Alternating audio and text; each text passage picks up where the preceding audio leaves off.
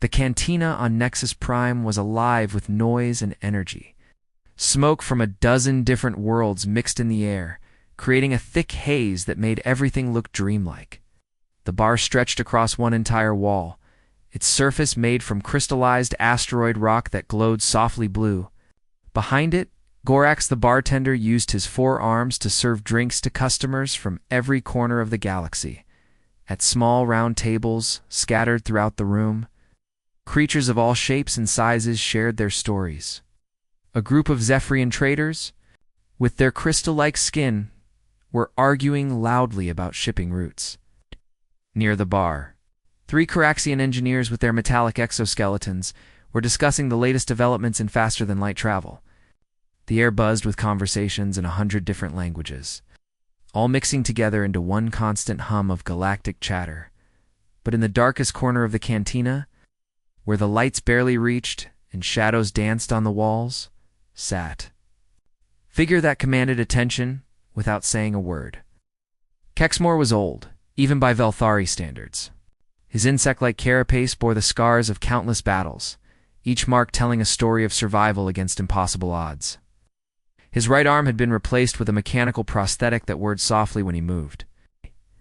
One of his compound eyes was clouded white from an old injury, but the other burned with the intensity of someone who had seen too much and lived to tell about it. Word had spread quickly through the station that the famous war veteran was drinking alone tonight. Young military recruits from across the galaxy began gathering around his table like moths drawn to flame. They came from different worlds, different species, but they all shared the same hungry look in their eyes. They wanted to hear stories of glory, tales of heroic victories and honorable defeats. A young Zephyrian pilot named Christex pushed through the crowd, his crystalline features catching the light as he moved. His uniform was still crisp and new, marking him as fresh from the academy. "Veteran Kexmore," he said, his voice trembling with excitement. "We've all heard the stories about you. Say you fought in the great wars, that you've seen battles. That would make grown warriors weep." Kexmore looked up slowly, his good eyes studying the young pilot's eager face. "Stories," he repeated, his voice like gravel grinding against metal. "Everyone wants stories." "Tell us about the great campaigns," Christex urged, settling into a chair across from the veteran. "Tell us about honor and glory on the battlefield. Show us what real warriors are made of." Other recruits pressed closer, pulling up chairs and leaning in to hear better. There was Throck, a young Caraxian officer whose metallic skin still gleamed without battle scars. Beside him sat Vera, a Velthari recruit whose carapace was unmarked by combat. They all had the same look of heroes waiting to be born. Kexmore's mandibles clicked slowly, sound that sent shivers down the spines of those close enough to hear it. He reached for his glass with his mechanical hand, the servos whining softly. As his fingers closed around it, the liquid inside was a deep purple color that seemed to swirl on its own. "You want glory?" he asked, his voice carrying the weight of 30 years of warfare. "Honor, there's none in what I'll tell you." He took a long drink, and when he set the glass down, his compound eye fixed on each of their faces in turn. "Let me tell you about the humans." The word hit the gathered recruits like a physical blow. Humans. Everyone in the galaxy knew that name now, though most only whispered it in respectful tones.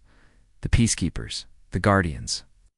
The species that had somehow become the galaxy's protectors despite being the youngest race to achieve interstellar travel. "I thought humans were our allies now," said Vera, her voice uncertain. "They help maintain order, protect trade routes, mediate disputes between worlds." Kexmore's laugh was bitter and cold. "Allies? Yes, they are that now. But 30 cycles ago, when they first appeared beyond their home system, things were very different." He leaned back in his chair, and the shadows seemed to deepen around him. First contact happened during the expansion period. Every species was claiming new territories, new resources, new worlds to colonize. The veteran's mechanical arm moved. To trace old scars on his carapace? The humans came from a single world and a small system on the outer rim. Sol 3, they called it Earth. We called them Terraborn, though most of us just refer to them as the primitives from the edge systems. Young Thrak shifted in his seat. But surely the Galactic Council recognized their potential. The Council barely gave them a second glance. Kexmore replied. Their ships were crude, built from metal and chemical propulsion instead of proper energy matrices. Their weapons were simple projectile systems and basic energy weapons.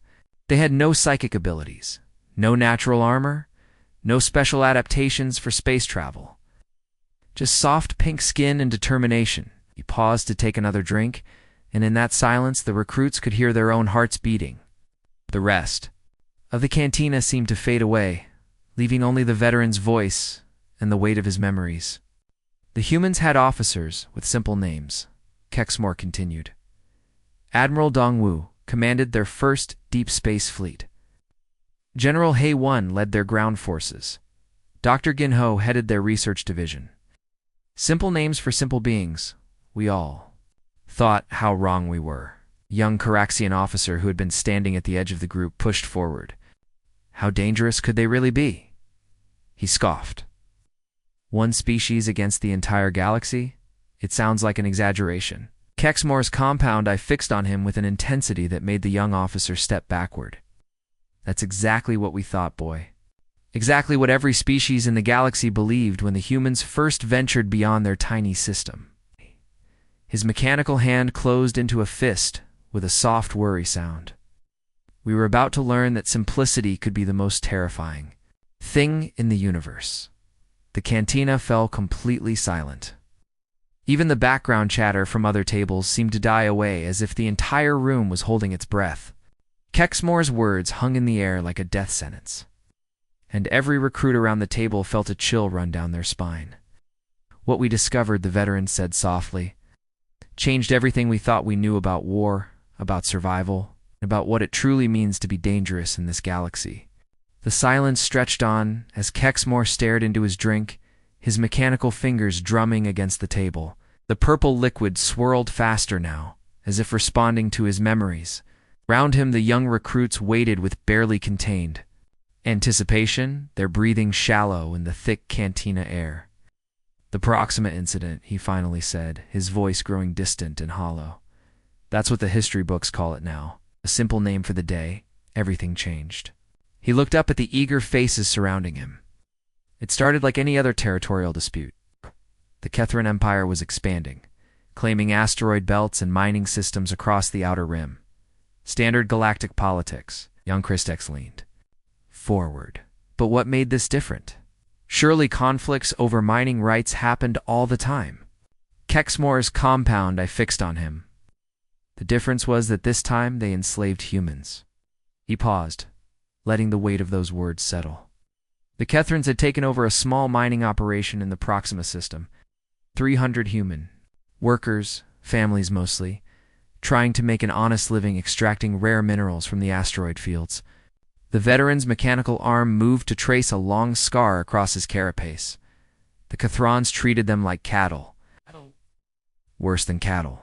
They put control collars on them, made them work 8-hour shifts in the asteroid mines, fed them barely enough to survive. Children as young as 10 were forced to crawl through ventilation shafts to repair equipment. A young Velthari recruit named Vera clicked her claws nervously against her chair. Surely the humans had to know they were outmatched.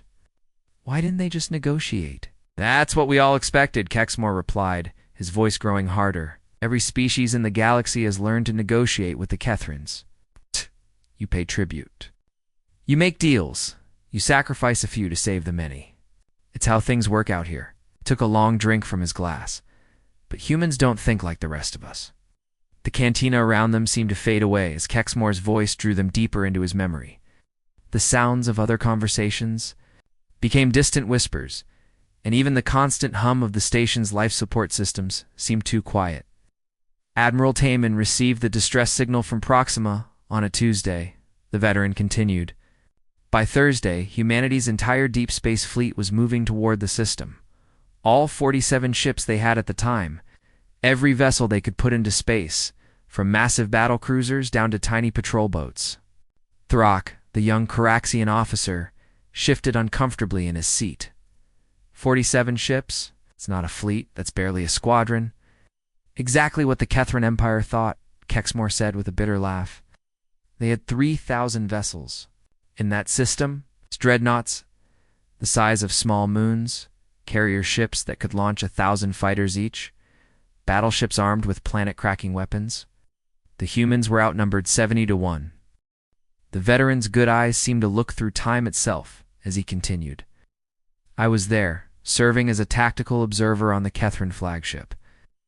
Standard protocol for interspecies conflicts. We all expected it to be over in minutes. Quick surrender, maybe some token resistance before the humans accepted reality. He paused, his mechanical fingers tightening around his glass. Captain Soyoung commanded the human-led destroyer, a ship called the Indomitable. It was barely 300 meters long, made of crude steel and titanium, instead of proper energy-resistant alloys.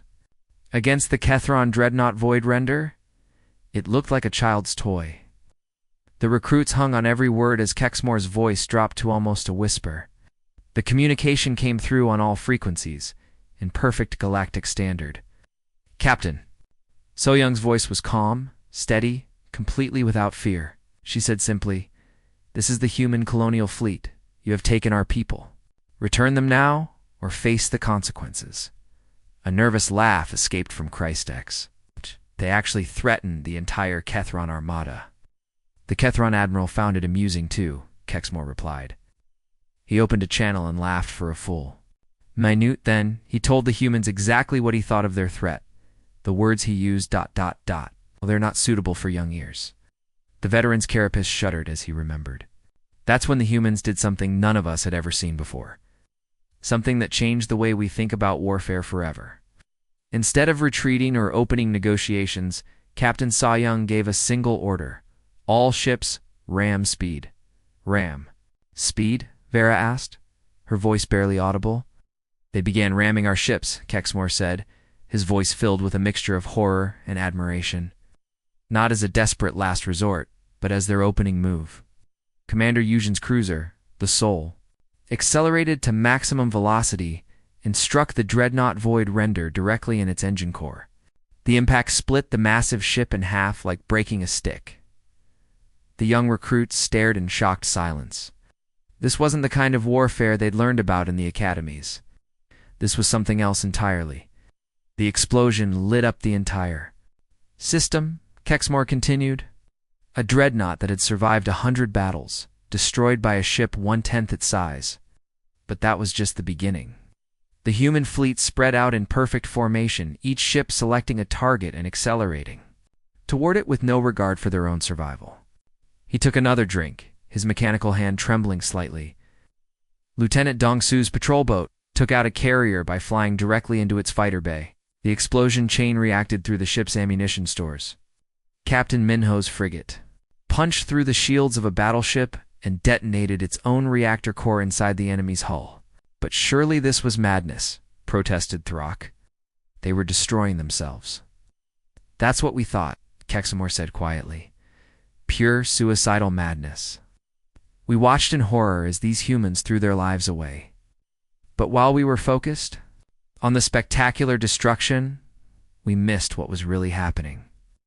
The veteran leaned forward, his compound eye gleaming in the dim light. Strike Team Leader Yunji and her commandos had been moving through the asteroid field during the entire battle. While their fleet was sacrificing itself to draw our attention, small teams of human soldiers were infiltrating the slave ships.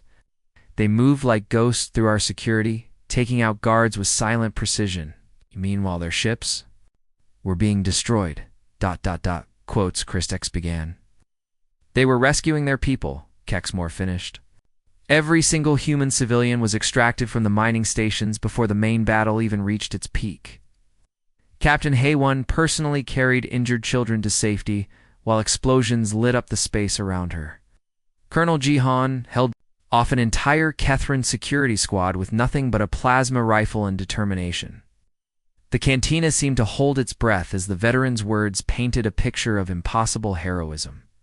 By the time we realized what was happening, it was too late. The humans had saved everyone they came to save. The battle wasn't about winning or losing anymore. It was about sending a message. What message? Asked Vera. Though her voice suggested she already knew the answer would terrify her, Kexmore's mechanical hand closed into a fist. That humans don't negotiate for their own people. They don't pay tribute or make deals. They come in force, and they take their people back no matter the cost. He looked around at each of the young faces. Surviving human ships regrouped around the rescued civilians and began their withdrawal.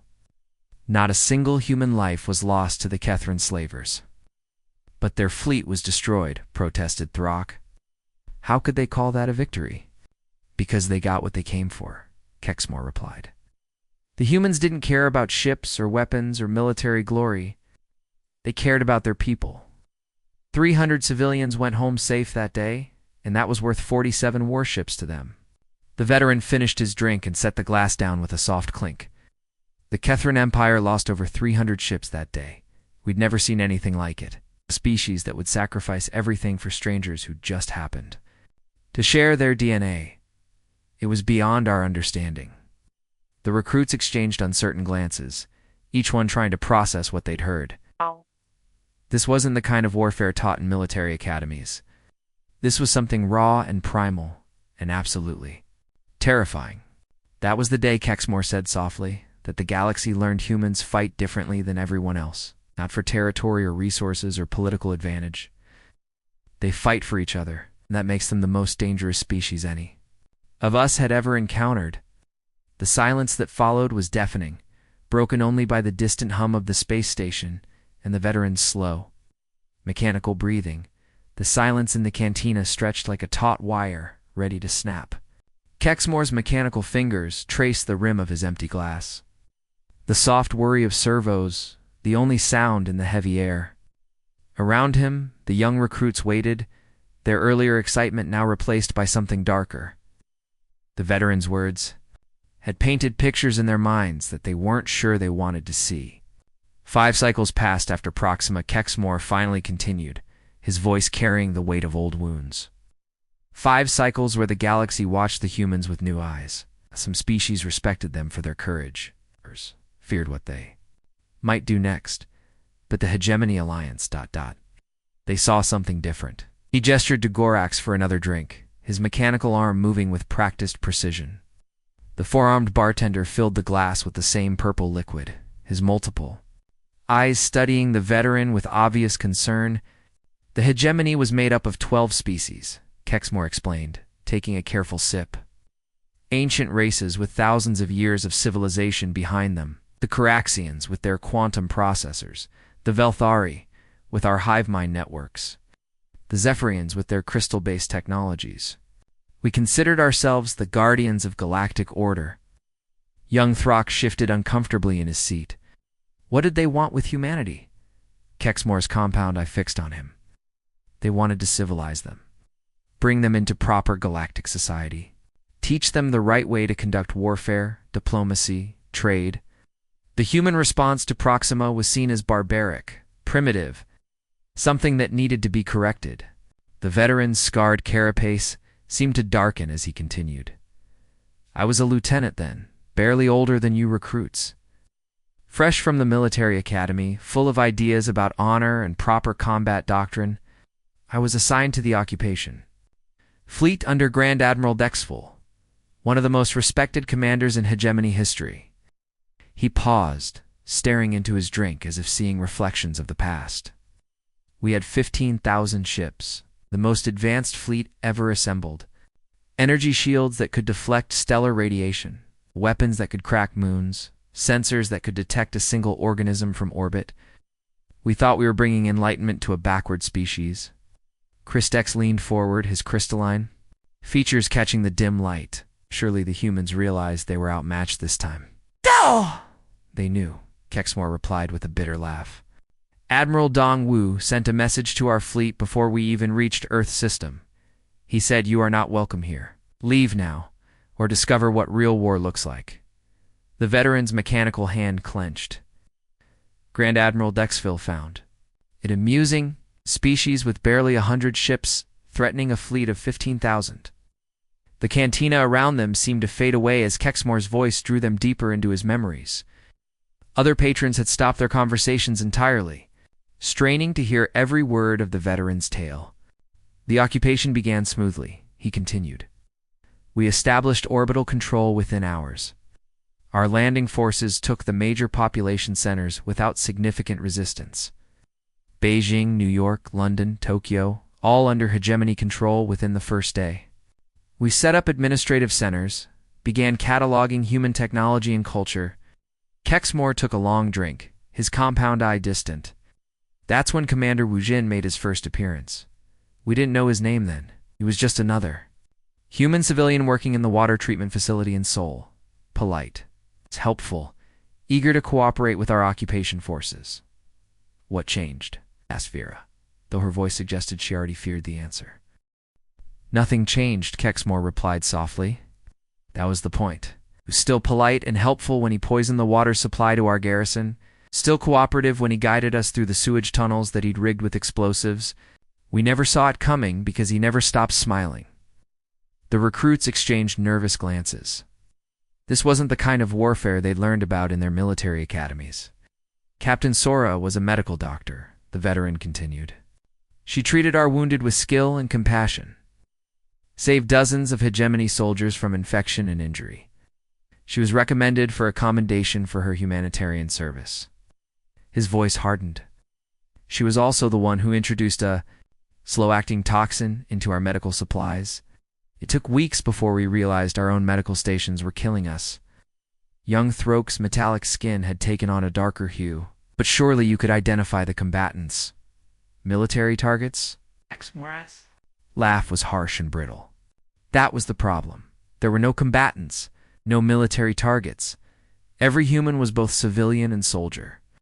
Engineer Hyenwu spent his days repairing our vehicles and his nights planting bombs in our supply depots. Teacher Minyoung educated hegemony children about human culture while secretly coordinating resistance cells through her classroom communications. The veteran's scarred face twisted into something that might have been admiration or terror. They turned their entire civilization into a weapon. Not their military, not their government, their people. Every man, woman, and child became part of the resistance. Grandmother Hasten would bake cookies for our soldiers while her basement laboratory produced chemical weapons. How is that even possible? Christex whispered. Because they didn't see it as betrayal, Kexmore explained. To them, cooperation and resistance were the same thing. They helped us during the day to gain our trust, then used that trust to destroy us at night. Shop owner Jihai would guide our patrols through the city, showing us the safest routes, the best places to rest, the most secure positions. He paused, his mechanical fingers drumming against the table. Those were the exact locations where she'd planted explosive devices. She wasn't betraying us. She was being helpful. Helpful in her own deadly way. The cantina had grown completely silent now. Even the background hum of the station systems seemed muted, as if the entire structure was holding its breath. Dr. Menesio was the worst, Kexmore continued, his voice barely above a whisper. She was a medical officer, took the hegemony oath to do no harm. She treated our wounded with genuine care, saved lives every day. But she also introduced nanobots into our medical supplies that would activate weeks later, causing organ failure that looked like natural disease. The veteran's compound eye seemed to stare through time itself. We controlled every major city, every spaceport, every communication hub. Our sensors showed complete tactical superiority. Our reports indicated successful pacification, but soldiers were disappearing. Equipment was failing. Supply lines were being disrupted by failures that looked like accidents. You were losing, Vera said quietly. We were being consumed, Kexmore corrected. Like a virus, they infected everything we touched. Colonel Jinwoo worked as our liaison officer, helping coordinate supply deliveries. He was so efficient that Grand Admiral Dexfell personally commended him. Ow. What we didn't know was that he was redirecting those supplies to hidden resistance caches throughout the planet. The veteran's mechanical arm moved to touch a particularly deep scar on his carapace. The resistance had no uniforms, no ranks we could recognize, no command structure we could understand. Bus driver Sunko would transport our troops safely through the city all week, then on Sunday he'd drive a truck bomb into our communications center. He took another drink, his hand trembling slightly. Civilian Jahai was my guide for 3 months. She showed me the city, taught me about human culture, shared meals with me. I considered her a friend. His voice cracked. It was the one who planted the explosive device that gave me these scars. Not out of hatred, but because it was her job, her duty to her species. The silence that followed was deafening. The young recruits stared at the veteran with a mixture of horror and fascination, trying to process the implications of what they'd heard. We had superior technology, overwhelming numbers, complete tactical control, Kexmore said finally. But the humans taught us that none of that matters when your enemy doesn't fight like an army. They fought like an idea, like a force of nature. Every building was a potential fortress, every civilian a potential weapon, every act of kindness a potential trap. His compound eye fixed on each of their faces in turn. We were learning to fear our own shadows, and that's exactly what the humans wanted. The purple liquid in Kexmore's glass had grown still, no longer swirling as it had before. The veteran stared into its depths as if seeing the ghosts of battles long past. Around him, the cantina had become a tomb of silence, every alien patron straining to hear words that would haunt their dreams for years to come. 10 cycles passed after the hegemony occupation ended. Kexmore began, his voice barely above a whisper. 10 cycles where the galaxy tried to forget what the humans had shown us. But fear has a way of growing in the dark, spreading from world to world like a plague. His mechanical fingers traced the scars on his carapace, each mark a reminder of lessons learned too late. The Dominion Collective formed in secret. 12 of the most powerful species in the galaxy, united by a single terrible realization. The humans weren't just dangerous to their enemies, they were dangerous to the very concept of civilization itself. Young Christek shifted nervously in his seat, his crystalline features reflecting the dim cantina lights. What made them think? That, because we'd all seen what happened to the hegemony forces, Kexmore replied. Thousands of soldiers returning home broken, unable to sleep, jumping at shadows. We'd sent in armies and gotten back traumatized survivors who spoke of an enemy that couldn't be understood, couldn't be defeated, couldn't even be properly identified. The veterans' compound I fixed on the young Zephyrian. The Dominion Council met on Nexus Prime, in the secure chambers 3 levels below where we sit now. I was there as a witness, still bearing the scars from my service in the occupation. The debate lasted for days. Paused, taking a careful sip from his glass. Senator Velkarin of the Caraxians argued that the humans were a cancer that would spread throughout the galaxy. They fight without honor, he said. They turn their own people into weapons. They make war itself into something unrecognizable. Cantina seemed to hold its breath as Kexmore continued. High Priestess Sarathin of the Zephyrians agreed. They don't just defeat their enemies, she argued. They corrupt them. They change the very nature of conflict itself.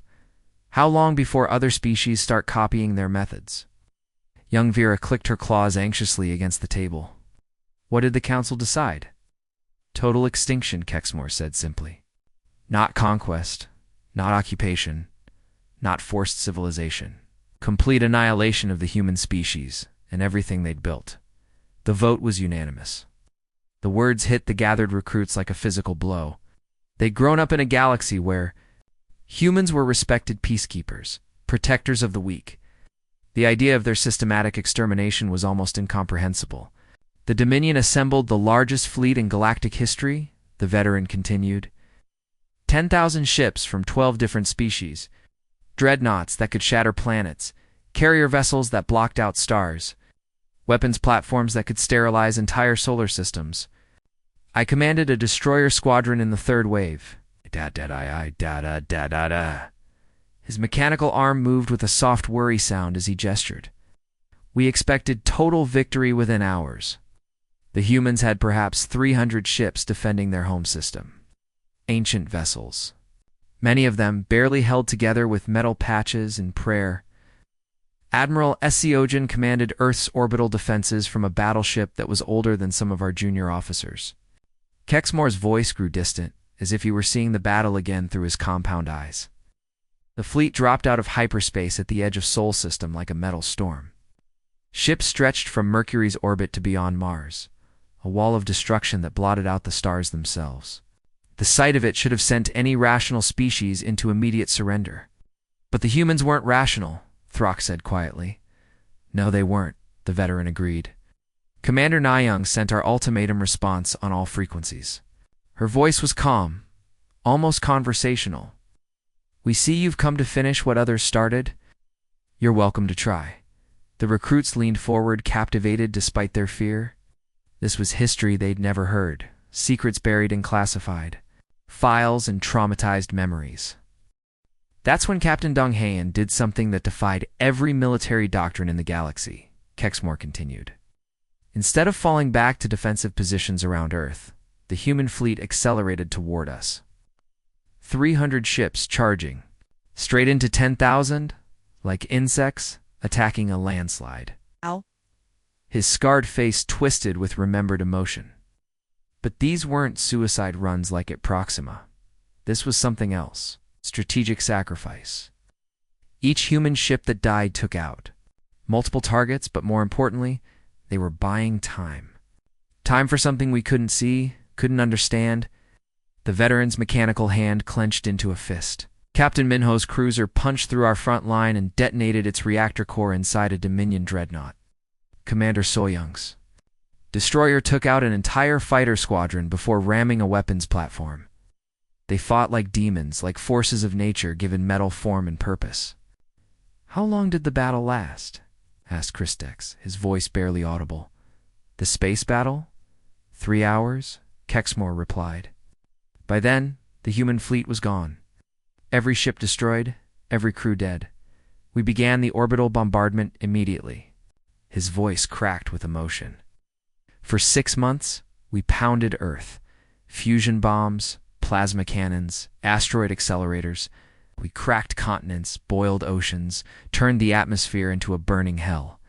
The silence in the cantina was absolute.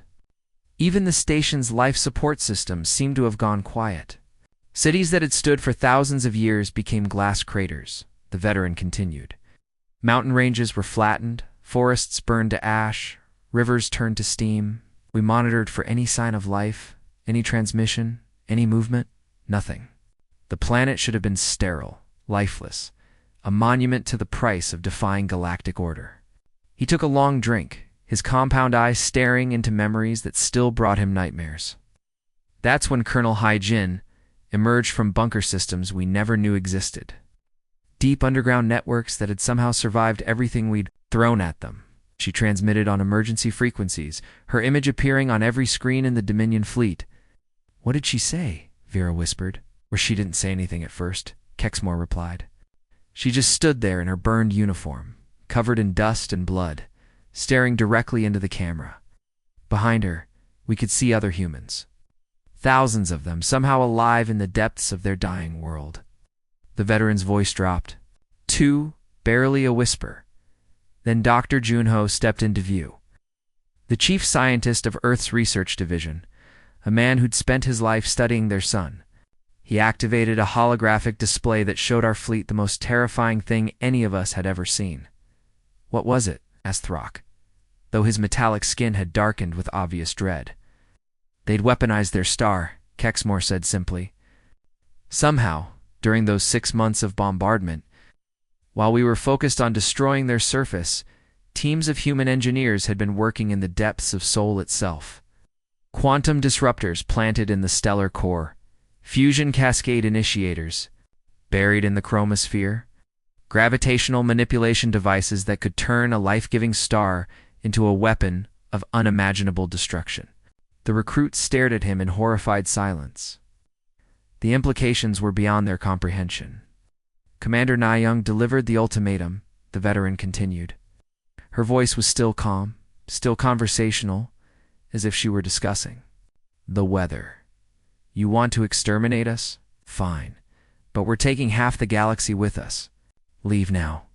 Or learn what a dying species can accomplish when it has nothing left to lose. Kexmore's mechanical fingers trembled as he reached for his glass. The stellar weapon wasn't theoretical. The readings our sensors picked up confirmed. Sol had been turned into a bomb that could chain react through nearby star systems.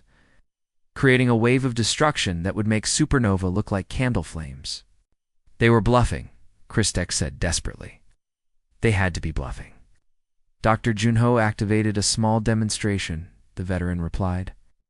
A solar flare unlike anything in recorded history, directed and controlled, reaching out like a finger of death to touch one of our scout ships. The vessel simply ceased.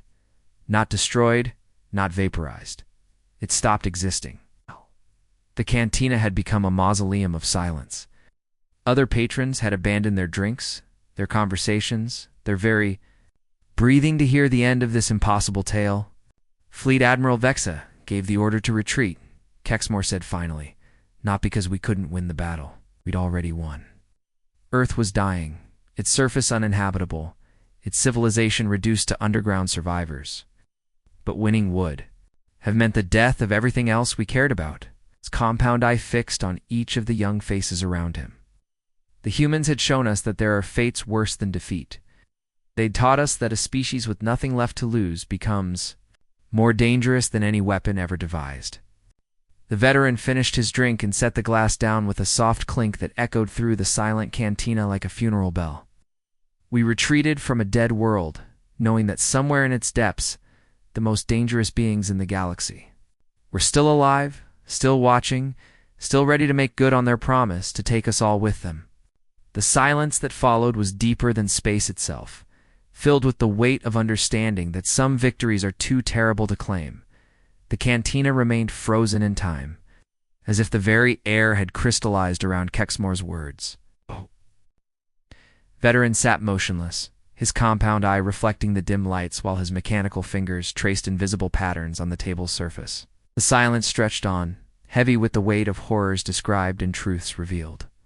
Minutes passed before anyone dared to breathe normally again. The young recruits sat like statues, their minds struggling to process what they'd heard. Earth reduced to a burning wasteland, billions dead, an entire species pushed to the very edge of extinction. This wasn't the history they'd learned in their academies, where humans were portrayed as noble peacekeepers and wise mediators. What happened next? Christix finally whispered, his crystalline voice barely audible above the cantina's ventilation systems. After the retreat, Kexmore looked up slowly, his scarred carapace seeming to bear the weight of every soul lost in those terrible wars. The retreat was chaos, he said quietly. 10,000 ships fleeing from a dead world, their crews traumatized by what they'd witnessed. Many vessels suffered complete psychological breakdowns during the journey home. Entire crews had to be sedated. He gestured for another drink, though his mechanical hand trembled slightly. Admiral Vexka locked herself in her quarters for the entire voyage back to Dominion space. When we finally reached homeport, she submitted her resignation and requested voluntary memory wipe.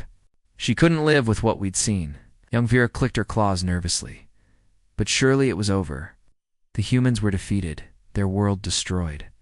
That's what we told ourselves, Kexmore replied with a bitter laugh. Mission accomplished. Threat eliminated, galaxy safe. The official reports classified Earth as sterilized and humanity as extinct. Case closed. Took a sip from his fresh glass. But we all knew better. Deep down in our nightmares, we knew those underground. Survivors were still alive. Throk's metallic skin had taken on a darker hue.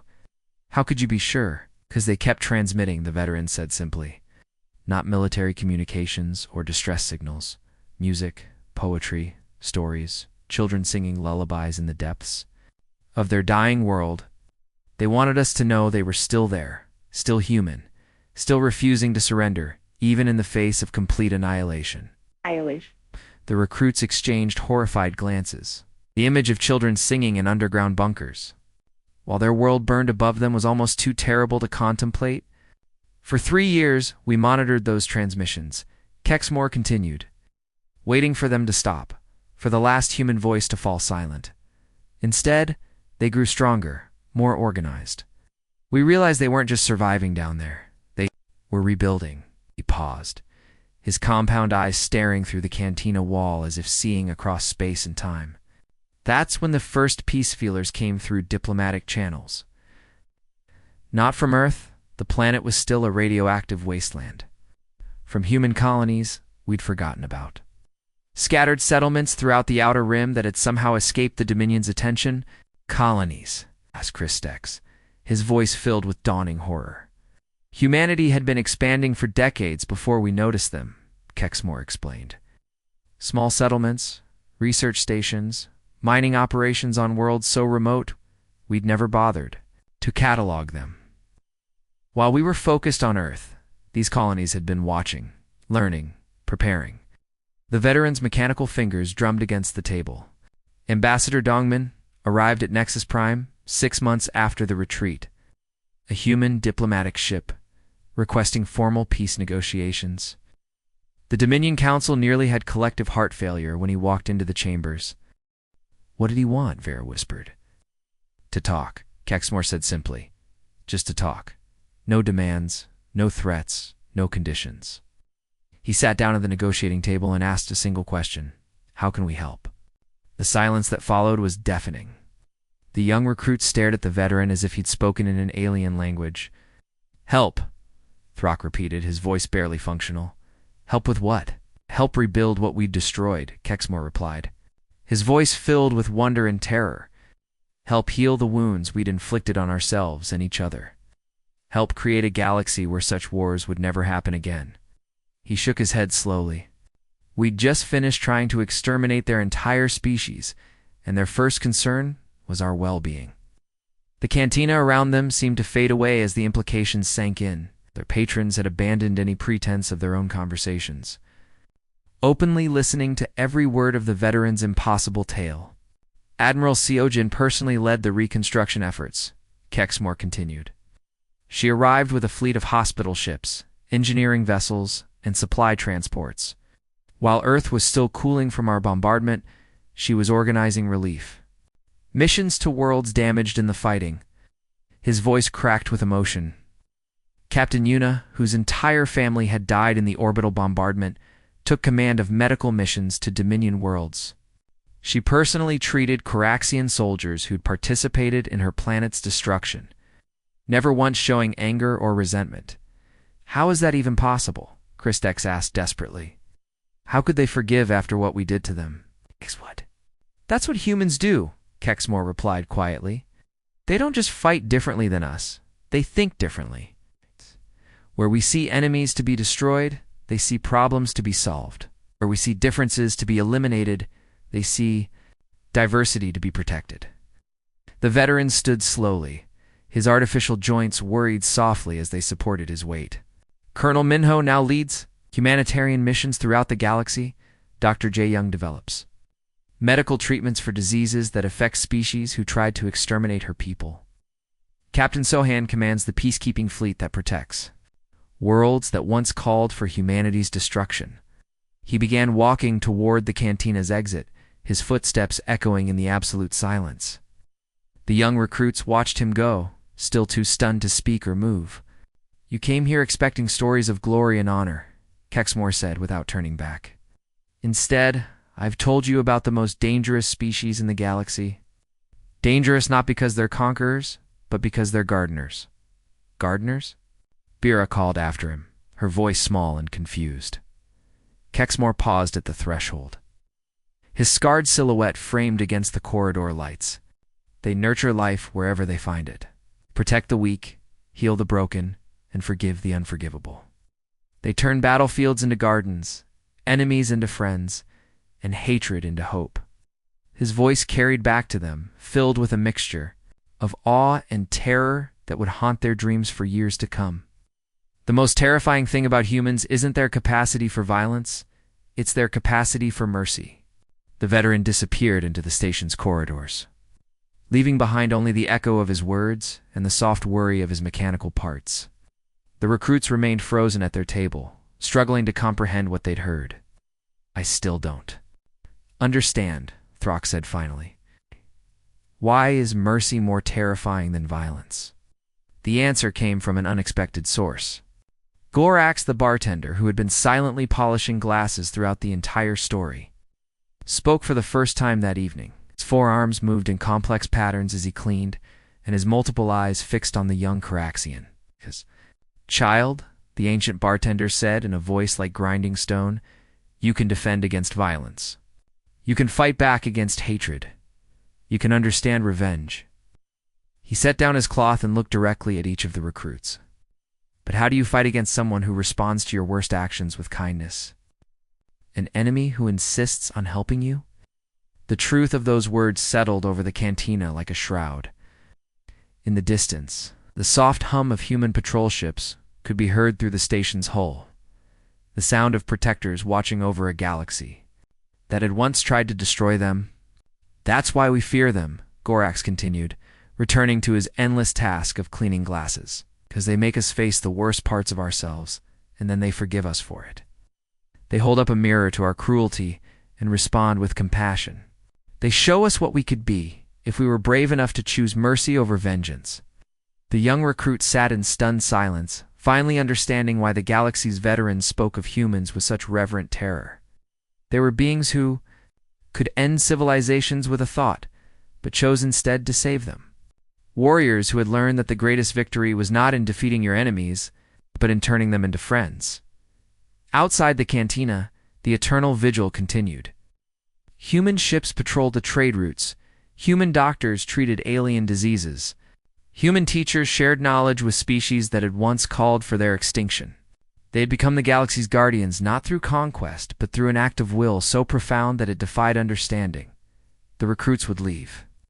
Nexus Prime that night forever changed, carrying with them the knowledge of what true strength looked like. Not the power to destroy, but the courage to forgive. Not the ability to conquer, but the wisdom to heal.